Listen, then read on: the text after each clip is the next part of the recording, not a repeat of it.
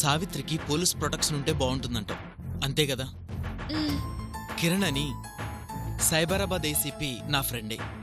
నేను తనతో మాట్లాడి నీకు కావాల్సిన ఏర్పాట్లన్నీ చూస్తాను. ఓ కేసు గురించి ఇన్వెస్టిగేషన్ చేయడానికి ముంబై వెళ్తున్నావటగా? మీరు ఫంక్షన్కి వెళ్తున్నారు, ఎస్. ఇన్వెస్టిగేషన్కి కాదు. Am I right? Right. Okay, సావిత్రిని కూడా పిలిపించి మీరు చెప్పింది నిజమో కాదో కన్ఫర్మ్ చేసుకుంటాను.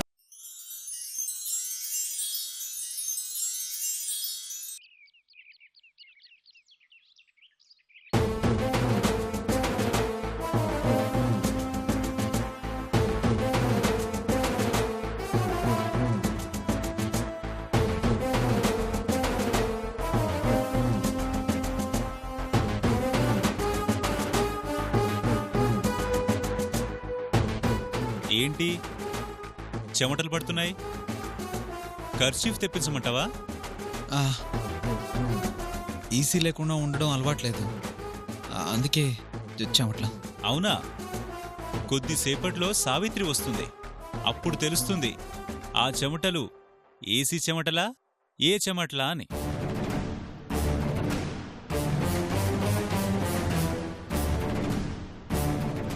సార్, సావిత్రి అంటే ఈమె. నీతో వచ్చిందంటే ఆవిడే సావిత్రి అనిగా అర్థం.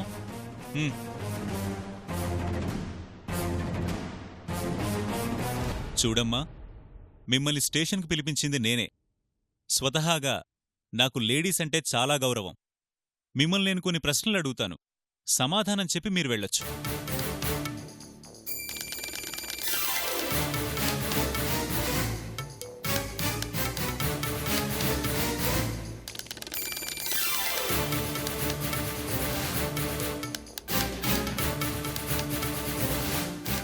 పాపం అతను కరెక్ట్గానే చెప్పాడు, మీరు చెప్పేస్తే చాలు.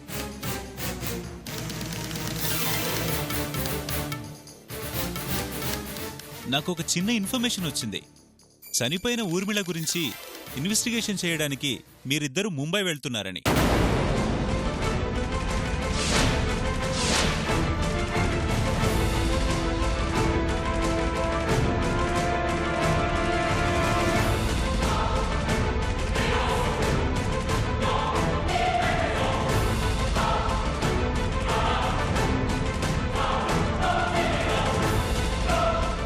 నిజమేనా?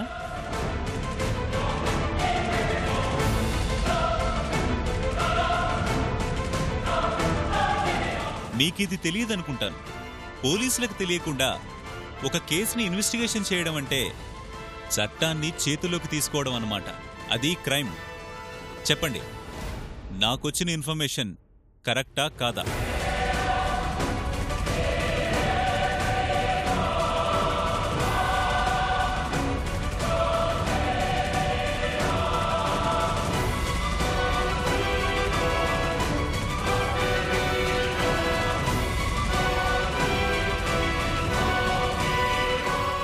చెప్పండి, ఊర్మిళ కేసు గురించి ఇన్వెస్టిగేషన్ చేయడానికే మీరు ముంబై వెళ్తున్నారా?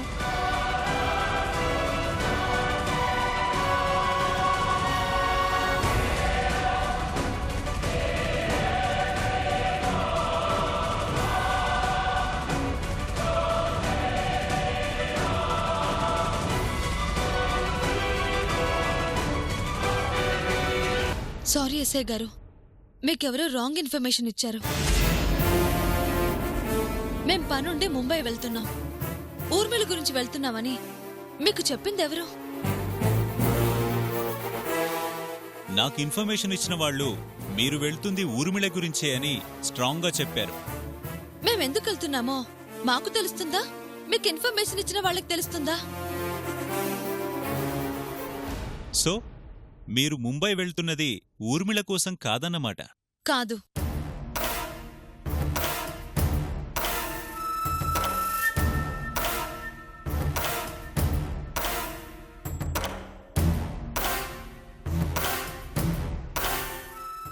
ఓకే,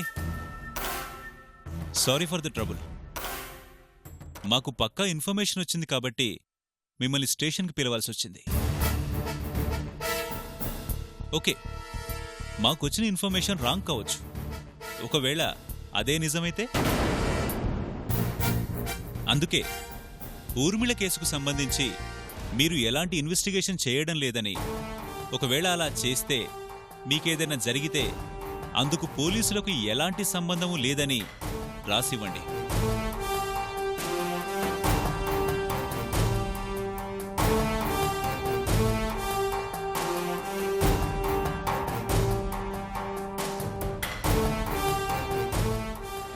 ఇవ్వండి, రాసిస్తాను.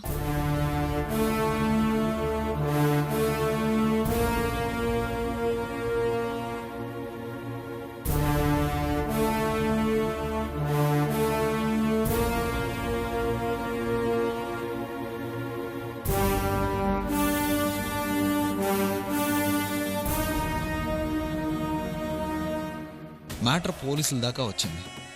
మన ప్లాన్ ఫెయిల్ అవుద్ది అనుకుంటే సావిత్రియే చేజేతుల వాళ్ళని కాదని నేను గెలవడానికి హెల్ప్ చేస్తుంది.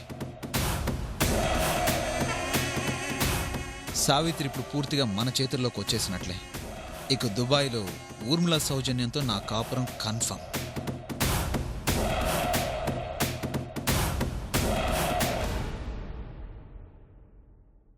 నువ్వు కూడా సంతకం చేయి.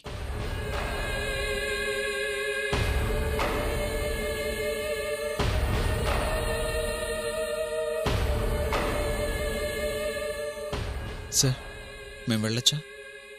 ఉమ్. పద సావిత్రి.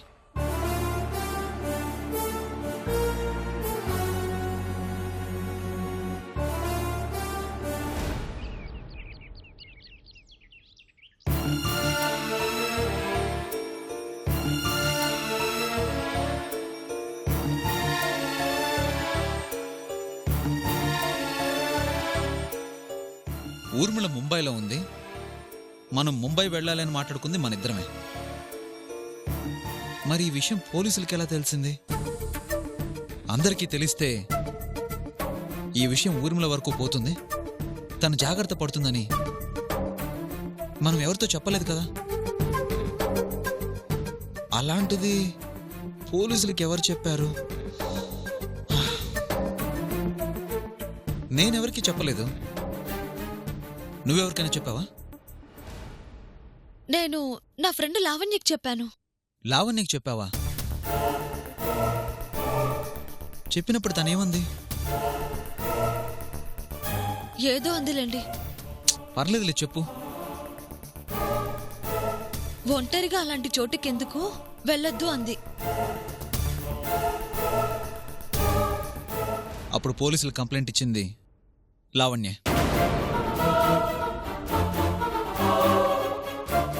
లేదంటే మనిద్దరికీ తప్ప ఎవరికీ తెలియని ఈ విషయం పోలీసులకి ఎలా తెలుస్తుంది?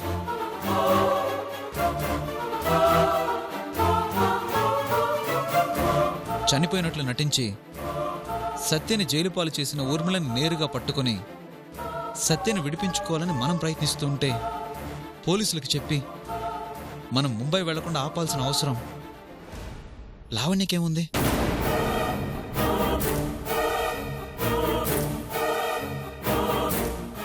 ఈ విషయం మాత్రం ఆలోచించాలి సావిత్రి.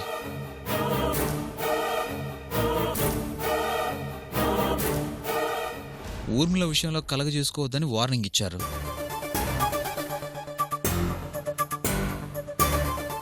రౌడీలతో అటాక్ చేయించారు. అవన్నీ కుదరక ఈ రూట్లో కూడా ఊర్మిళ ట్రై చేస్తుందా?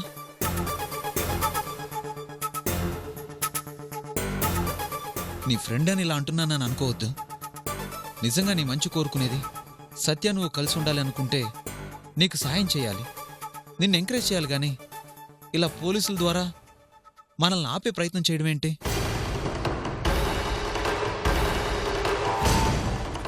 నాకెందుకో లావణ్య ఊర్మిళ మనిషి ఏమో అని అనుమానంగా ఉంది.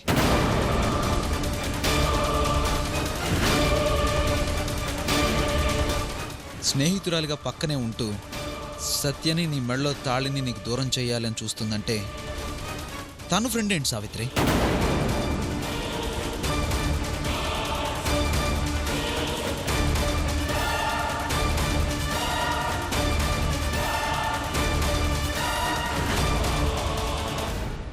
రాజ్యాల కోసం వరుస పెట్టి దండయాత్రలు చేసుండొచ్చు, ఆస్తుల కోసం వరుసగా దాడులు చేసుండొచ్చు. కాని నా మెడలో తాళి నాకు దూరం చెయ్యాలని ఆ ఊర్మిళ ఈ తాళి నా మెడలో పడిన క్షణం నుంచి ప్రయత్నిస్తూనే ఉంది. మా తల్లి కోట ముత్యాలమ్మ పాదాల దగ్గర పెట్టిన తాళి ఇది. దీనిని దూరం చేయటం ఎవ్వరి తరం కాదు.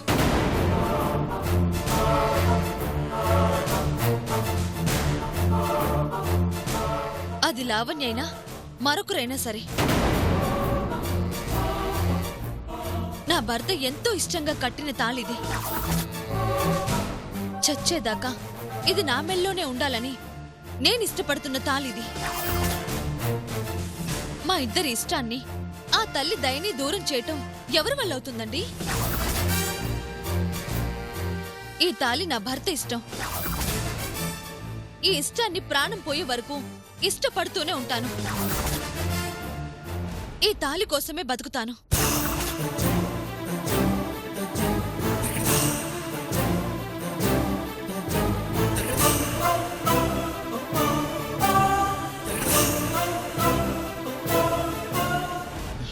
ఎస్ మిమ్మల్ని విడతీయటం ఎవరి వల్ల కాదు. అవును, ఆ ఎస్ఐ అడగగానే మేము ఈ కేసు గురించి ముంబై వెళ్ళట్లేదు అని ఎందుకు అబద్ధం చెప్పావు? అదా, పోలీసుల్లో కూడా ఊర్మిళ మనుషులు ఉంటారన్న మీ మాట గుర్తొచ్చి ఎందుకైనా మంచిదని అలా చెప్పాను. సూపర్ సావిత్రి, నువ్వు ఇలా షార్ప్గా ఉంటే నేను అనుకున్నది సాధించడానికి, అదే మనం అనుకున్నది సాధించడానికి ఎక్కువ టైం పట్టదంటున్నాను. సరే సావిత్రి, ఉంటాను.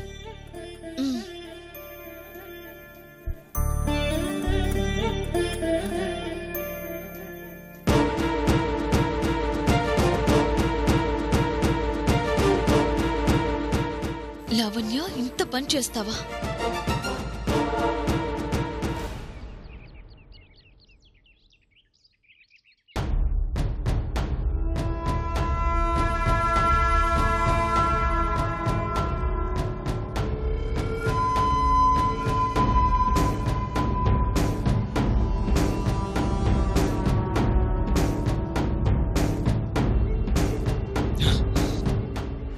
Just miss. అదృష్టం కొద్దీ అన్నట్లు కొద్దిలో మిస్ అయ్యాం. లేదంటే నీ కేసు మళ్ళీ రీఓపెన్ అయ్యేది. ఎలా? లక్కీగా ఎప్పుడూ నేను చెప్పిన మాటలు గుర్తుపెట్టుకుంది కాబట్టి సరిపోయింది. లేదంటే కథ మళ్ళీ మొదటికొచ్చేది. నిజమే. సావిత్రి స్టేషన్కి వచ్చింది అనగానే బుక్ అయిపోయాం అనుకున్నాను. కానీ నా సొంతం కావడానికి సావిత్రికే తెలియకుండా మన రూట్ క్లియర్ చేసింది. ఇంకా మనకు పోలీసుల గురించి కూడా భయం లేదు. నీకు సంబంధించి ఏం అడిగినా సావిత్రి చెప్పదు. సావిత్రి చెప్పలేదన్న ఆనందంలో అసలు స్టేషన్ దాకా రప్పించిన దాని గురించి మర్చిపోతున్నావు. మర్చిపోలేదు ఊర్మిళ. లావణ్య తను ఫ్రెండ్సే కదా. నన్ను సావిత్రికి దగ్గర చేయడానికి ఉపయోగపడుతుంది అనుకుంటే అసలు ప్రాబ్లమే అది. సంతోషాన్ని కాస్త లేటుగైనా సెలబ్రేట్ చేసుకోవచ్చు. సమస్యని వెంటనే సాల్వ్ చేసుకోవాలి. లేదంటే అది 10 సమస్యల్ని తయారు చేస్తుంది. ఆ ఛాన్స్ దానికి ఇస్తానా? దానికి చెక్ పెట్టేసి మళ్ళీ ఇలాంటి ప్రాబ్లం రాకుండా చూసుకుంటాను. ఇక్కడంతా క్లియర్. ఇక మిగిలింది నా కాబోయే శ్రీమతి నేను ముంబై వెళ్ళడం, అటునుంచి దుబాయ్ వెళ్ళటం. దానికి ప్రాబ్లం లేదు. ఎందుకు లేదు? సావిత్రికి పాస్పోర్ట్, మా ఇద్దరికి టికెట్స్, అకామిడేషన్ అవన్నీ ఎంతవరకు వచ్చాయి? మీరిద్దరు ముంబైలో దిగిన మరుక్షణం అవి మీ చేతిలో ఉంటాయి. అంటే మాదే ఆలస్యం అన్నమాట. అయితే వెళ్ళి మా ఇద్దరి ప్రయాణానికి ఏర్పాట్లు చేస్తాను. మీరు ఎంత త్వరగా బయలుదేరితే అంత మంచిది. అర్థమైంది. ఇంకా అదే పనిలో ఉంటాను. వస్తాను.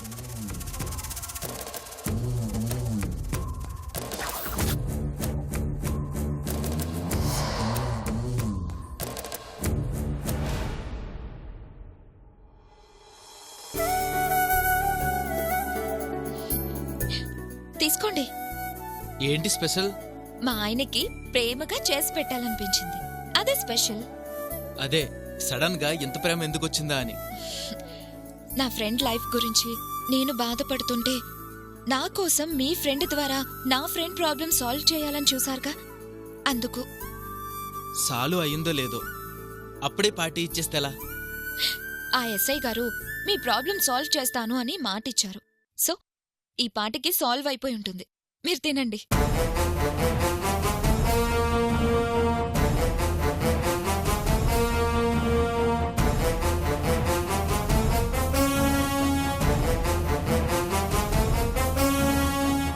రా సావిత్రి.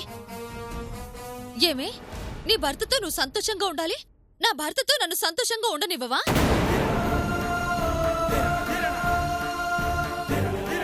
నా భర్త బయటికొస్తే నీకేంటే నష్టం? స్నేహితురాలుగా హెల్ప్ చేయాల్సింది పోయి నాకే ద్రోహం చేస్తావా? ఏంటి, ఏం మాట్లాడుతున్నావు నువ్వు? నేను నీకు ద్రోహం చేయడం ఏంటి? చేస్తున్నావుగా. మేం ముంబై వెళ్తున్నామని నీకు తప్ప ఎవ్వరికీ తెలీదు. ఆ విషయం పోలీసులకెందుకు కంప్లైంట్ ఇచ్చావు? మాట్లాడవే. ఆ కంప్లైంట్ ఇచ్చింది నువ్వు కాదా? నా భర్తని కాపాడుకోవడానికి నేను ముంబై వెళ్లకుండా చేస్తే నీకే వస్తుందే? అవును, ఆ కంప్లైంట్ ఇచ్చింది నేనే. నీ మంచి కోసమే ఇచ్చానే. ఏంటే మంచి? నా భర్తని నేను కాపాడుకోకుండా చేయటం మంచా? సావిత్రి, నీకు అర్థం కావట్లేదే. భర్తని కాపాడుకోవాలన్న నీ నిర్ణయం మంచిదే, కానీ చంద్రతో ముంబై వెళ్లాలన్న నీ నిర్ణయం మంచిది కాదే. అలా వెళ్తే నీ ప్రాణాలకి ప్రమాదం. ఆ ప్రమాదం నుంచి నేనెలా కాపాడుకోవాలో అర్థం కాక ఇలా చేశాను. నేనిలా చేసింది నీ మంచి కోసమేనే. వద్దు, చేసింది చాలు. హెల్ప్ చేస్తున్నానన్న భ్రమలో కొత్త ప్రాబ్లమ్స్ తెస్తున్నావు. పోలీసులకు కంప్లైంట్ ఇవ్వడం నాకు తెలియదు అనుకుంటున్నావా? పోలీసుల్లో కూడా ఊర్మిళ మనుషులున్నారు. వాళ్ళ విషయాన్ని ఊర్మిళకు చేరువేస్తే నా భర్తను బయటకు తీసుకొచ్చే అవకాశం నాకుంటుందా? ప్లీజ్ లావణ్య, ఇలాంటి హెల్ప్లు నాకు అవసరం లేదు. దయచేసి నా విషయాల్లో జోక్యం చేసుకోవద్దు. నువ్వు భయపడినట్లు ఈ ప్రయత్నంలో ఒకవేళ నా ప్రాణం పోతే పోనివ్వు. నా భర్త కోసం చచ్చాను అన్న తృప్తైనా ఉంటుంది.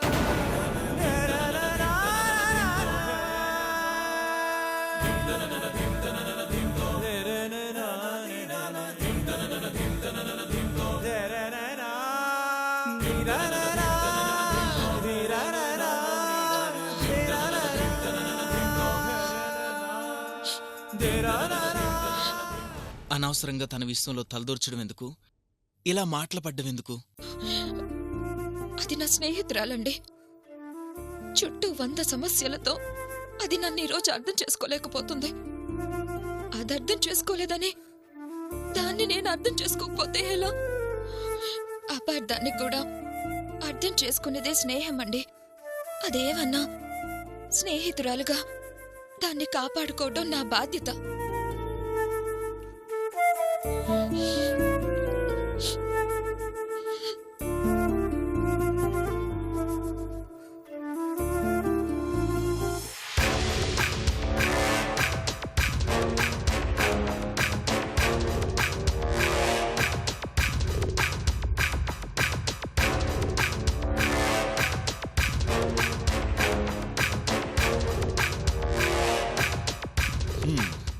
కొద్దిలో ప్రమాదం తప్పిందన్నమాట.